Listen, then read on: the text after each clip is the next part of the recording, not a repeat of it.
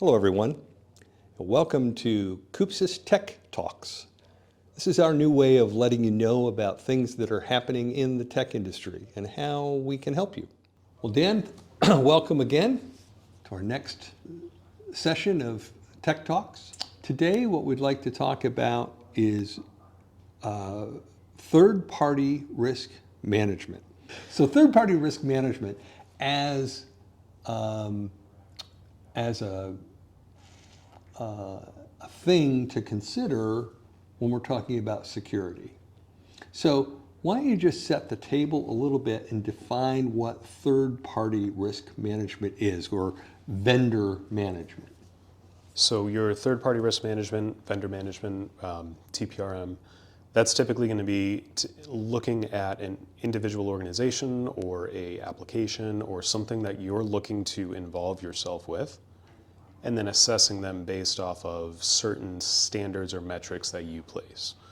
So there are tools out there that allow you to do this, different TPRM offerings, so you can set up like, oh, we want to make sure that they match CMMC or HIPAA compliance, or oh, we know that they have a data center that they manage, so let's make sure that they're SOC 2 certified, things of that sort. Mm-hmm.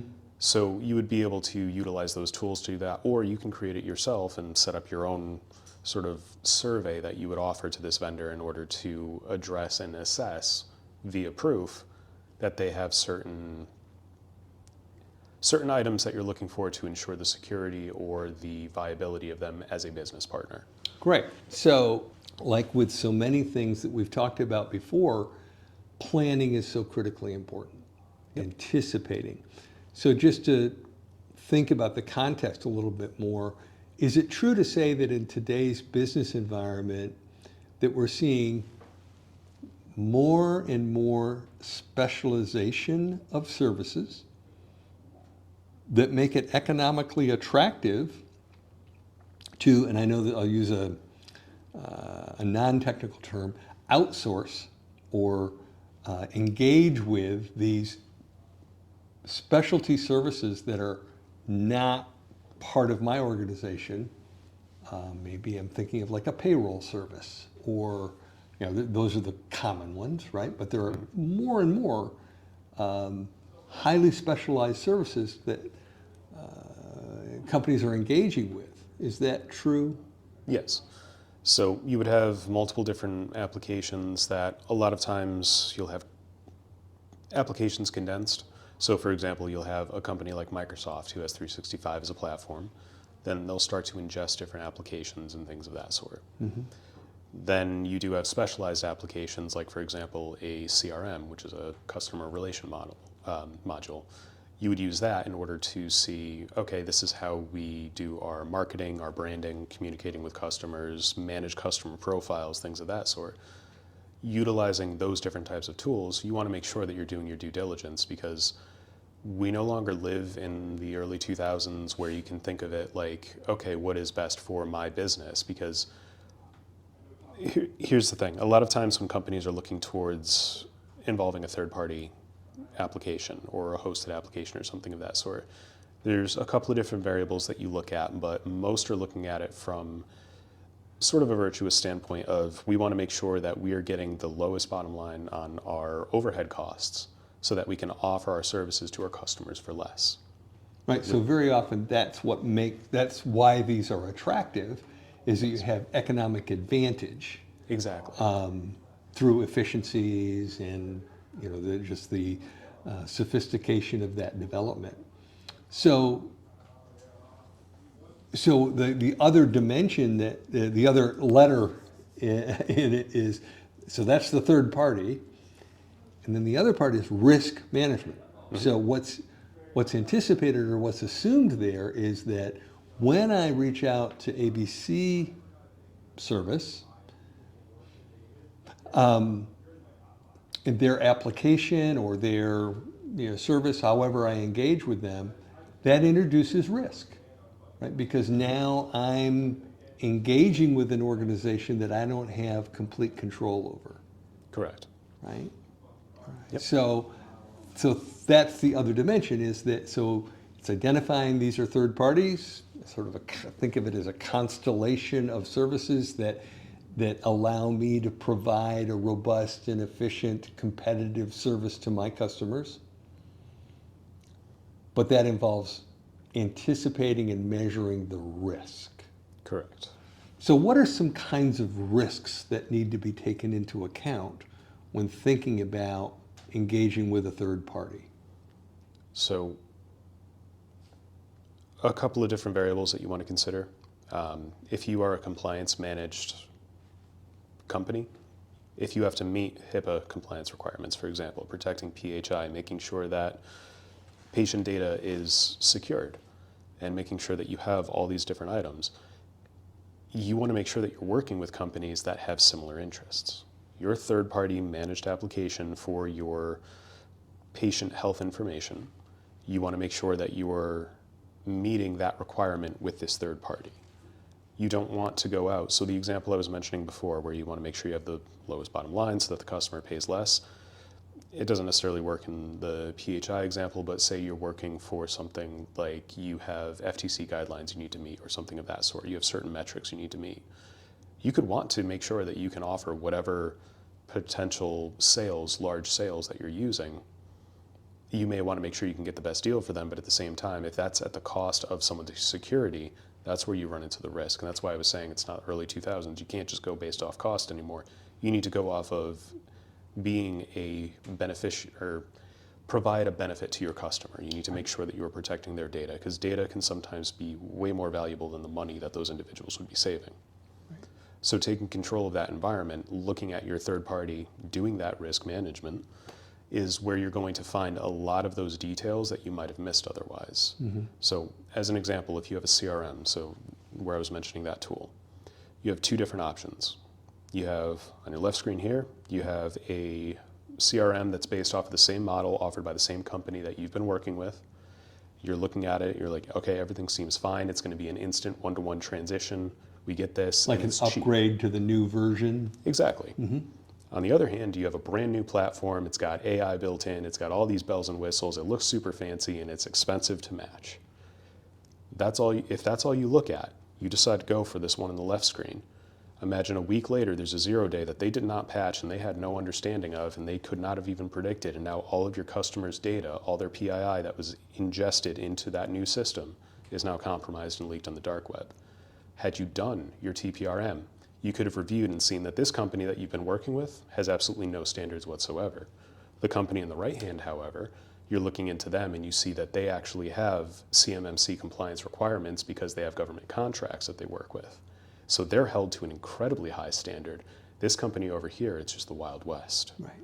Doing that third-party risk management, reviewing those two different companies would have saved you and your customers a lot of time, money, and quite honestly, trust. Because how are those customers going to look at you now?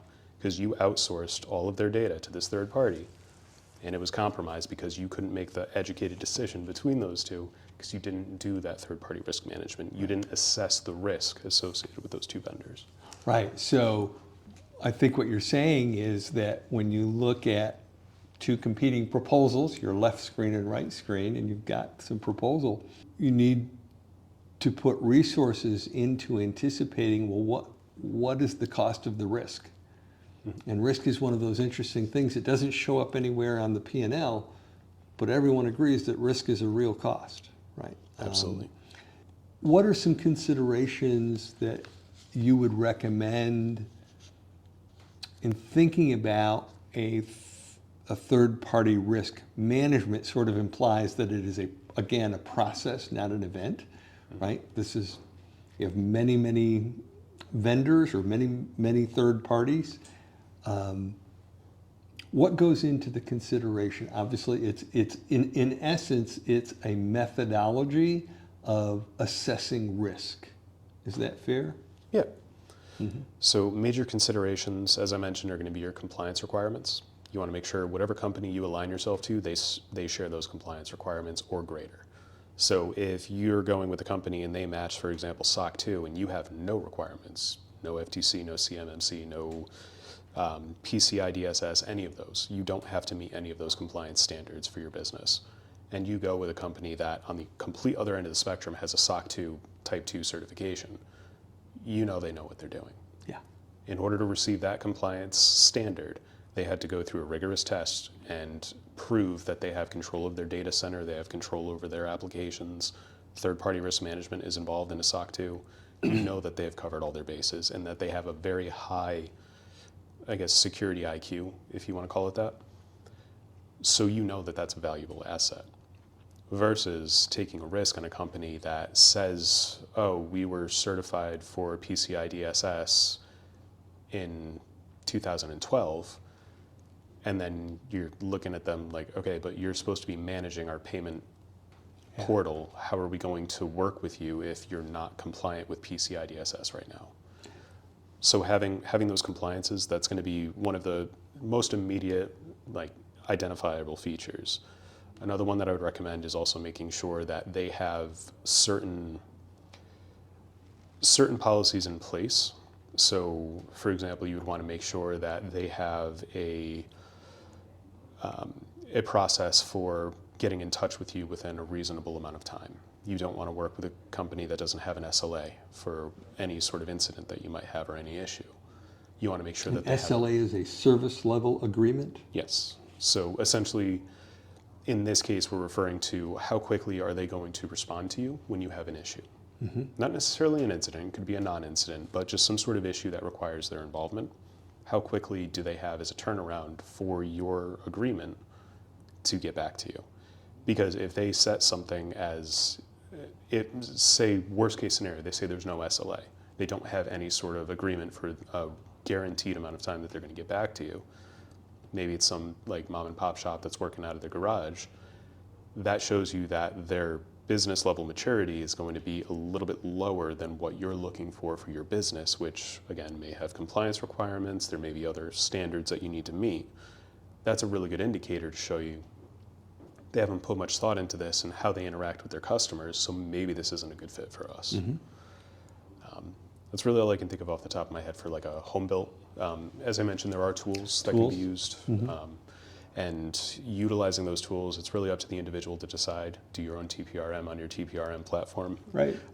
But you can find a whole slew of these tools out on the internet that can offer you that as a service, where you can have that framework where if you need to meet certain compliance standards, here's the framework for your policy that you need to have, like this interview or this communication with the individual company to find out that they meet these requirements.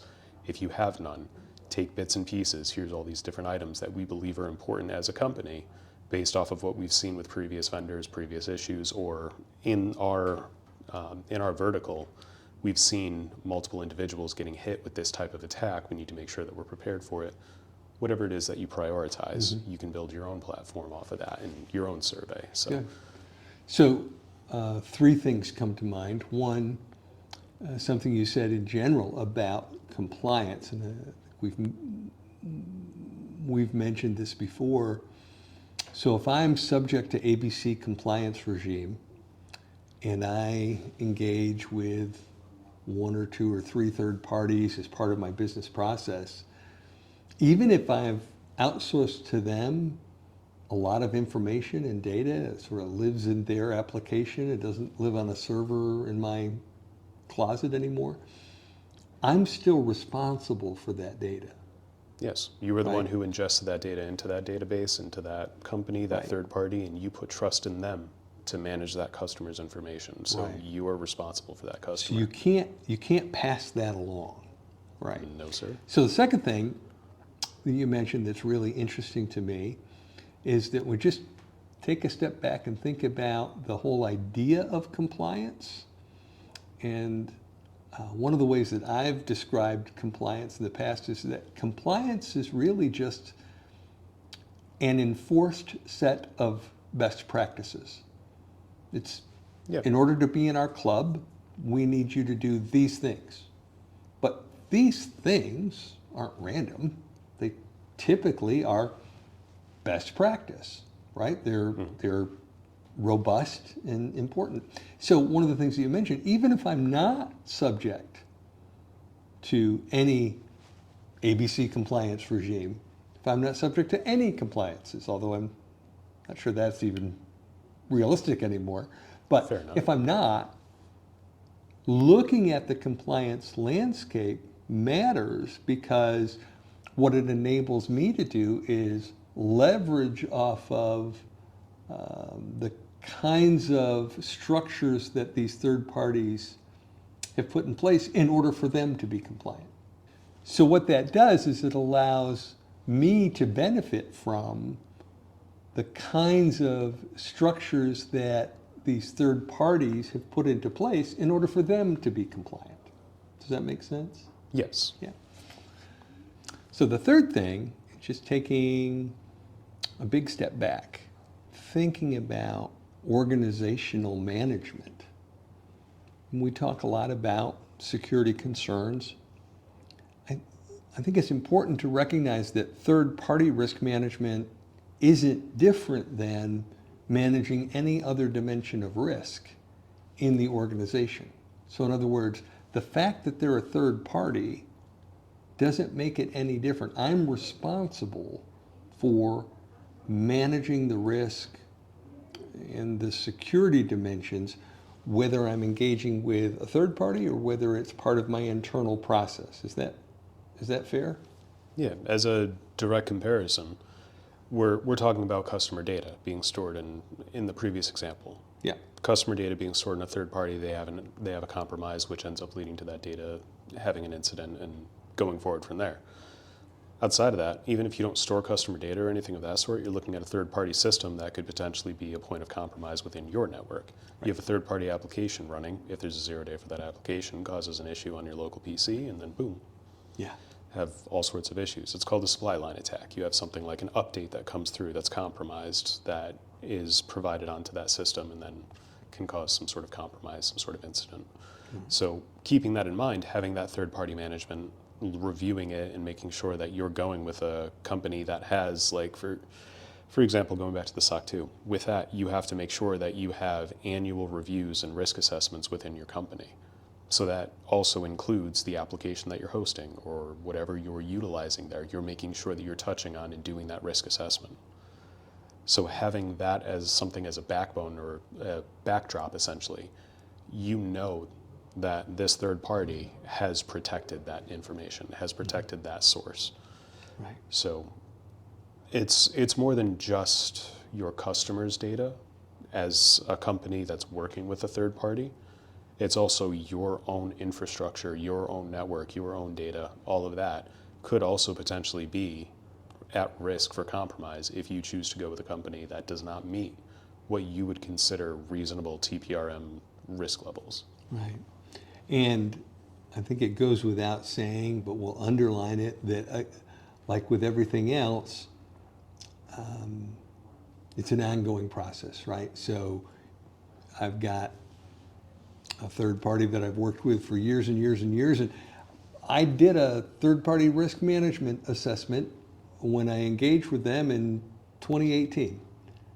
Well, that isn't worth a lot today because everything is constantly changing. So again, it's a security mindset in the organization that says, I'm going to review that frequently. Yep. With every third party. And it's up to the company how often you would want to do that. You as an individual, as the owner of the company or whatever your station is that's responsible for the third-party risk management, it's up to you to assess that risk, for you to establish that baseline. Do you want to do third-party risk management annually? And it may also be a compliance standard where you Sure. have to do third-party risk management every month because you have, actually I don't know that CMMC is every month. I would have to get back to you on that. But whatever some are more standard, stringent than others. Exactly. So maintaining that compliance may require you to do it a certain frequency of time. Right. But again, even if you don't have that compliance requirement, that security mindset and that security IQ that I mentioned earlier, that affects you as well as your customers, as well as your third parties. And you need to make sure that you're covering all of your bases. Because if not, you run the risk of potentially an insurmountable obstacle down the line because you made a poor decision not taking into account all those different variables. And it's something that not a lot of people think about. We'll give them that. There's a lot of, like I mentioned earlier or in a previous video, that there is a balance there. You have a job to do. Security is not necessarily your forte or whatever. You're not going to think about that. But it is something that definitely I would highly recommend individuals consider within their business, doing this third-party risk management, taking that into account when you're looking for a new vendor, or even if you have an existing vendor. Just run a third-party risk management analysis against them, whether it be a survey or some sort of review that you do yourself. Figure out what your risk is using that third party, and then you might be surprised what you find.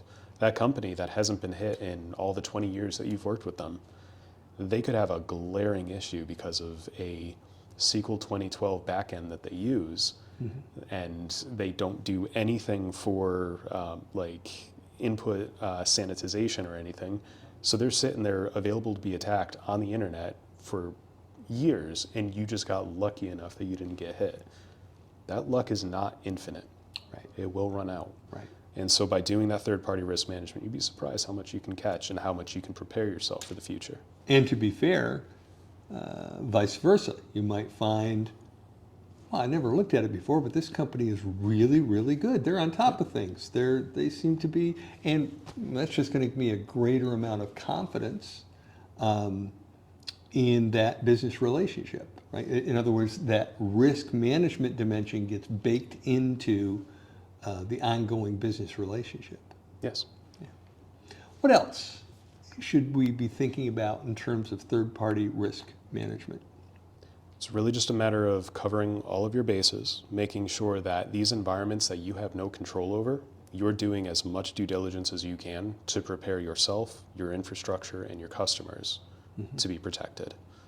That's the way you got to think about it. It's not pretty to have to go through and ask all these questions, be like, hey, do you have this compliance requirement met? Do you have this document? Can you provide me with information about the internal workings of your company? Reaching out to a third party and asking all that, sometimes it can be intimidating. It can be something that seems like you're poking your nose where it shouldn't go, that kind of thing.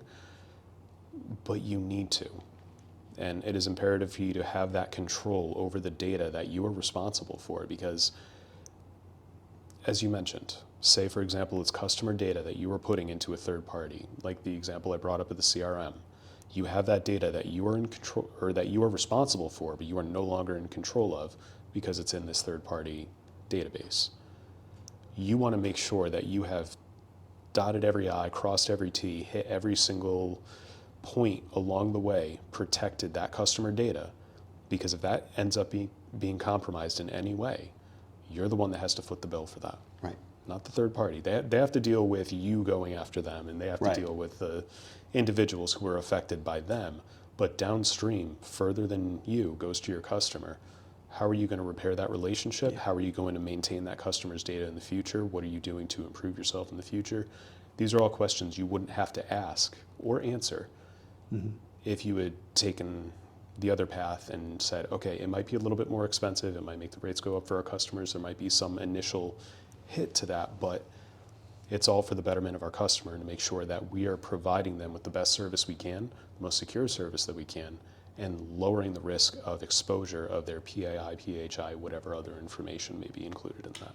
The other thing that comes to mind, and this is a good point to wrap up on, is that, again, thinking about it holistically, investing those resources into that rigorous third-party risk management could be a competitive advantage, right? Yep. So that's a very strong message to a current or potential customer saying, here's what we do to protect your information, right? Right. Setting yourself apart from competitors in the marketplace because you have anticipated this critical piece. That's great. Well, I think that's a great place to end. I appreciate you taking the time. Thank you again, Dan. Thank you for having me.